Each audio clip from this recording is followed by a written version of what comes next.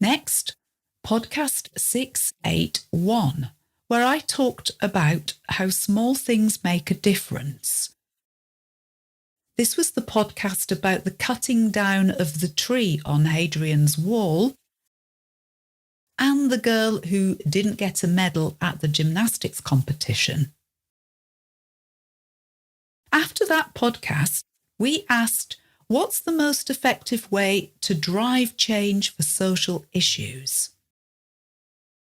We can sometimes feel, with all these crises and issues in our world, as though we're desperate for change to happen, but we don't know how best to accomplish it.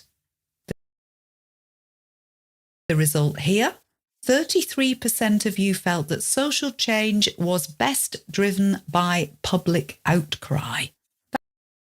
That means public opinion, strongly expressed. And that was the point of the 2 news stories I covered in this podcast. They only became news stories because there was a public outcry, sudden expression of public opinion. 36% of you felt that government action was the best way to drive social change. And 12% of you felt that celebrity endorsement was the best way. Celebrity, that's CELEBRITY.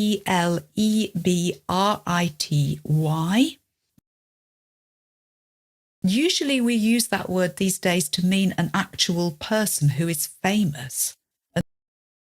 And the plural is celebrities with an IES on the end. It means well-known people.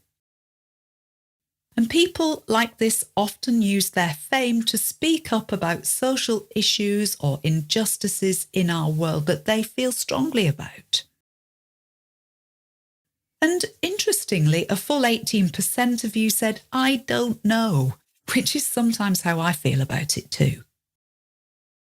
Finally, I did podcast 680 on BMI, or Body Mass Index, as a measure of health.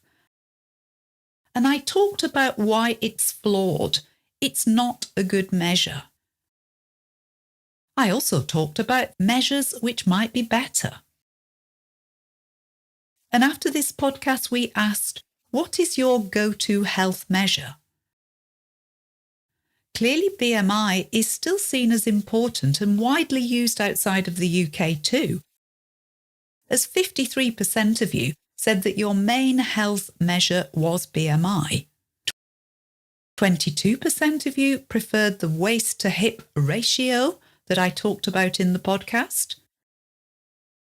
16% of you felt that blood pressure, or BP, was your most important health measure, while 7% of you felt that cholesterol, that's CHOLESTEROL, was the most important check. I guess to some degree it depends on what, if any, health issues you have, or which ones you're most concerned about.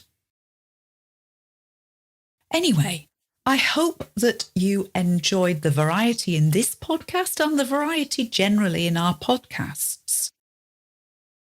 Looking through our polls and including your views and your opinions in this podcast feels like a good thing to do. We really enjoy hearing from our listeners, knowing what you think of the podcast.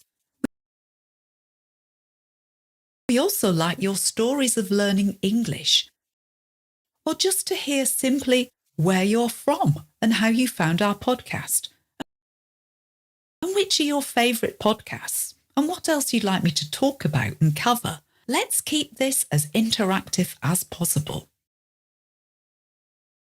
Enough for now. Have a lovely day. Speak to you again soon. Goodbye.